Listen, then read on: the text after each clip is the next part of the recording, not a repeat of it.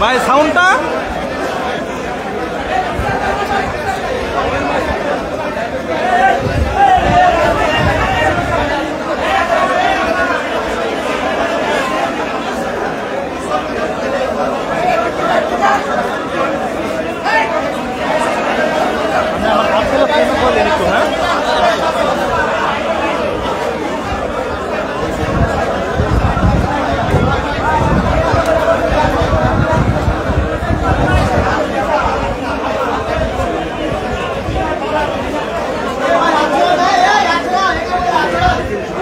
ভাই ডাউনে রয়েছেন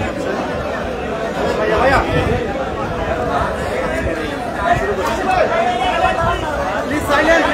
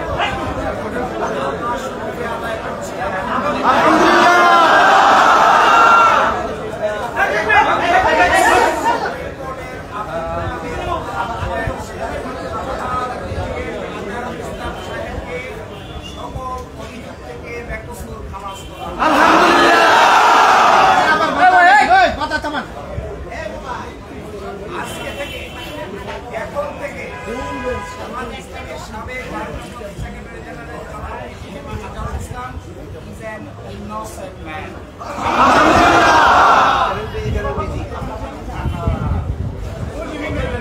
এই রায়ের মাধ্যমে আমরা মনে করি সত্য জয়ী হয়েছে, মিথ্যা পরাজিত হয়েছে। Truth prevailed and falsehood defeated.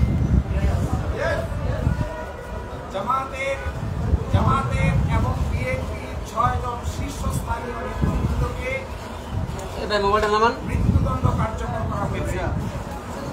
5 জন জেলেই কারাবরণ করেছেন, জেলেই মৃত্যুবরণ করেছেন। দুনিয়ার ইতিহাসে এটা নজিরবিহীন নির্যাতনের সামিল। জনাব একেএম আজহারুল ইসলাম সাহেব সৌভাগ্যবান, আলহামদুলিল্লাহ। ন্যায় বিচার পেয়েছেন, আল্লাহ তাআলা তাকে বাঁচিয়ে রেখেছিলেন। আমরা এটা মনে করি এই রায়ের মাধ্যমে সিন্ডিকেটেড ইনজাস্টিসের অবসান হয়েছে।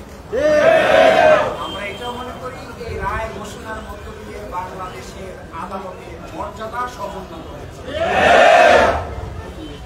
এবং আদালত 4টি অবজারভেশন দিয়েছেন।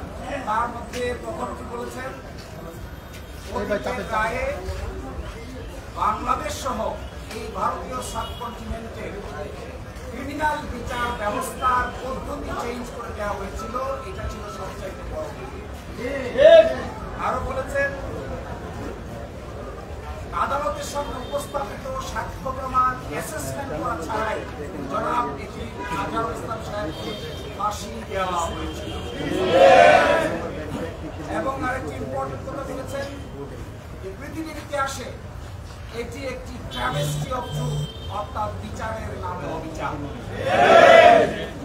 আরো বলেছেন সমস্ত তথ্য প্রমাণ করা হয়েছিল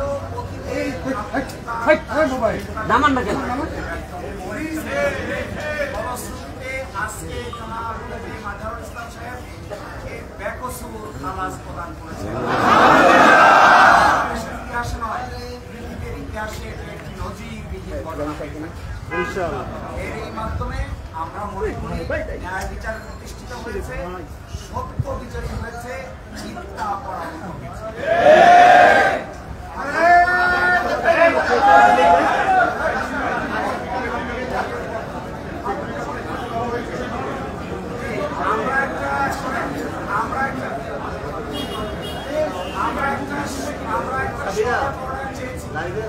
অ্যাডভান্স অর্ডার চেয়েছি, এই অ্যাডভান্স অর্ডারটা আদালত মঞ্জুর করেছেন, আদালত বলেছেন আমরা চেষ্টা করব আজকেই যেন এবং আজকে এবং কালকের মধ্যে যেন এই শর্ট অর্ডারটা প্রসেস হয়ে জনাব বেজে মাজার ইসলাম সাহেব মুক্তি পেতে পারেন, এই জন্য সকল আইনি ব্যবস্থা আমরা গ্রহণ করব।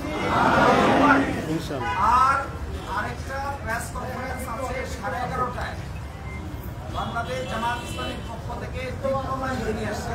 এই প্রেস কনফারেন্সে আপনাদের সকলকে সন্নিবদ্ধভাবে দাওয়াত দেওয়া হবে। আর এই রায়ের প্রাথমিক প্রতিক্রিয়া হিসেবে বাংলাদেশ জামাত ইসলামের নায়েবে আমির ডক্টর সৈয়দ আব্দুল্লাহ মোহাম্মদ তাহের আপনাদের সামনে আরো কিছু কথা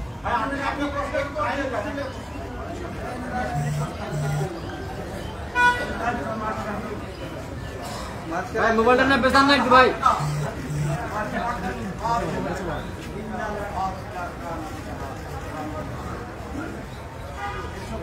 হবে মিথ্যা হবে এবং মিথ্যা ভাই বেচান একটু আপনারা মহামান্য রায়ের মাধ্যমে এই সুপ্রিম বিজয় হয়েছে, সত্যির বিজয় হয়েছে, সুপ্রিম বিজয় হয়েছে। আজকে 11:30টায়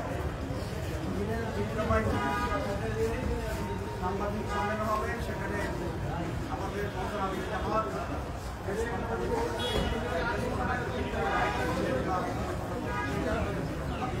ধন্যবাদ জানাই এবং দেশবাসীকে আমি ধন্যবাদ জানাই, কৃতজ্ঞতা জানাই।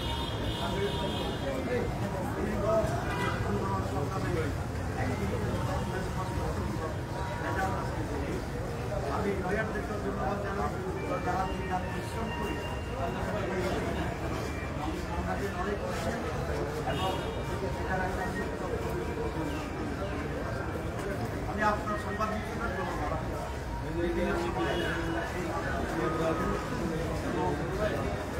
এই ভাই বসেন না।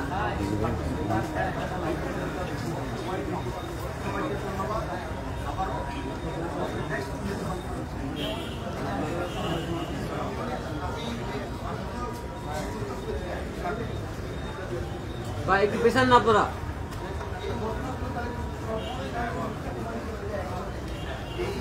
এই রায়ের মাধ্যমে অভিযোগগুলো আনা হয়েছিল, সাক্ষীকে আদালতে বলেছেন একজন সাক্ষীকে জিজ্ঞেস করা হয়েছিল যে আপনার সন্তানের নাম কি, সে তার ছেলের নাম বলতে পারে না, মেয়ের নাম বলতে পারে না, ওয়াইফের নাম বলতে পারে না, সে ঠিকই এই মাজার ইসলামের নাম বলতে পারে। এই রায়ের মাধ্যমে এই আগে রায়ের যে সমস্ত ফাইন্ডিং ছিল, এই মিথ্যা সাক্ষ্যের উপর ভিত্তি করে যে সমস্ত সাজা দেওয়া হয়েছিল সবই আজকে অসত্য প্রমাণিত হলো এবং তাকে বেকসুর খালাস প্রদান। আগে দাঁড়া যান কেন আপনারা?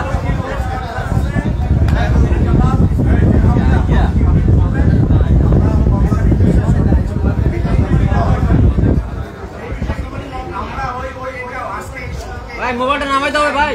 আজকে আমরা মনে করি এই রায় পূর্ণাঙ্গ রায় বের হয়ে যাওয়ার পর অতীতের রায় সম্পর্কে এই রায় অনেক অবজারভেশন থাকে।